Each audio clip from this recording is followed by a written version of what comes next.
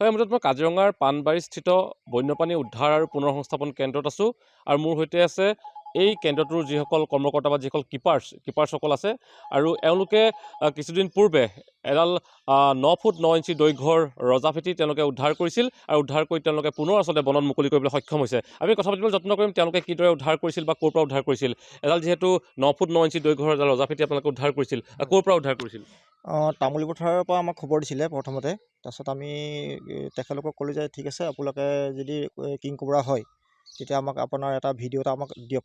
তাৰপিছত কিছুমানে মানে কি হয় মানে কিং কোব্ৰা বুলি কয়, কিন্তু তালৈ গৈ আপোনাৰ মানে পৰিস্থিতি বেলেগ হৈ যায়। কিন্তু বেলেগ মানে সৰু সুৰা সাপ এটা মানে সিহঁতি কৈ দিয়ে যে কিং কোব্ৰা বুলি, আমি যাবলগীয়া, কিন্তু বহুত মানে নিৰাশ হৈ আমি গুচি আহিবলগীয়া হয়।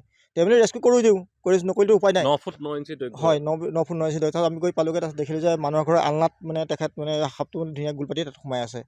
তাৰপিছত আমি চালোঁ, আমি ক'লোঁ যে আপোনালোকৰ ইয়াত বহুত মানুহ গেডাৰিং হৈ আছে, পটকৈ বাই চান্স আপোনাৰ কিবা এটা হৈ যাবলৈও আছে, ধৰক সেইবিলাক আমি ৰিস্ক ল'ব নোৱাৰোঁ, সেইকাৰণে আপোনালোক বাহিৰলৈ ওলাই দিয়ক, আমাক ভালকৈ আমাক ৰেস্কিউ কৰিবলৈ দিয়ক। তাৰপিছত আমি ৰেস্কিউ কৰিলোঁ, ৰেস্কিউ কৰি তাৰপিছত তাৰপৰা আমি ইয়ালৈ লৈ আহিলোঁ, আমাৰ বন্যপ্ৰাণী কেন্দ্ৰলৈ লৈ আহিলোঁ। আপোনাৰ আনি আপোনাৰ 16 তাৰিখে ৰেস্কিউ হৈছে।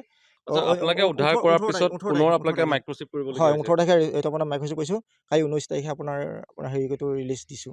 ক'ত ৰিলিজ কৰিলে?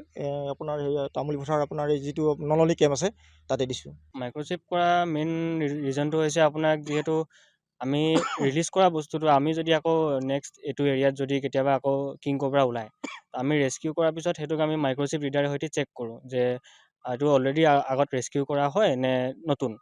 তাৰ মানে সেইটো মাইক্ৰ'চিপ কৰা মেইন ৰিজনটো হ'লে আমি গম পাওঁ যে সাপটো যদি মানে মাইক্ৰ'চিপ ৰিডাৰত ওলাইছে, তেন্তে আমি গম পাওঁ যে সাপটো এইটো আগতে ইয়াৰ পৰা ৰিলিজ কৰা হয়, কিমান দূৰ ডিষ্টেঞ্চ মানে কভাৰ কৰিছে, ট্ৰেভেল কৰিছে, কি খাদ্য কি খায় কি নাখায়, কেনেকুৱা জেগাত কি পায়, সেইটো বস্তু মেইনলি আমি গম পাওঁ। নিশ্চয়কৈ, আৰু এইদৰে তেওঁলোকে বিভিন্ন আচলতে দুৰ্ঘটনাত পতিত বন্যজীৱক তেওঁলোকে উদ্ধাৰ কৰে আৰু সমান্তৰালভাৱে যিহেতু আপোনালোকে ৰজাফেটি যেল যোৱা বিগত সময়ছোৱাত যিহেতু যোনটো আপোনালোকে উদ্ধাৰ কৰিবলৈ গৈছিল, তেতিয়া আঘাতপ্ৰাপ্ত আছিল নেকি? আঘাতপ্ৰাপ্ত নাই, একো নাই, নৰ্মেল একদম ধুনীয়া হেৰিয়ত আছে। সেইকাৰণে আমি তেখেতক আমি বহুত ক্ৰিটিকেলত ধৰিবলগীয়া হয়। এটা ৰাজফেটি আপোনাৰ যিটো আপোনাৰ মানুহক কামুৰিলে সি অইন যদি আপোনাৰ সাপক যদি আপুনি ধৰ আধা ঘণ্টা সময় পায়, ইয়াৰ আধা ঘণ্টা আপুনি সময় নাপায়, এইটো লগালগ আপোনাৰ কোমাত যায়। আৰু এইদৰে এইসকল কিপাৰে কাজিৰঙাৰ বন্যপ্ৰাণী উদ্ধাৰ পুনৰ্সংস্থাপন কেন্দ্ৰত কৰ্মৰত এইসকল কিপাৰে বিভিন্ন আচলতে দুৰ্ঘটনাত পতিত বহু আচলতে বন্যজীৱক তেওঁলোকে উদ্ধাৰ কৰি পুনৰ আচলতে বনত মুকলি কৰি আহিছে।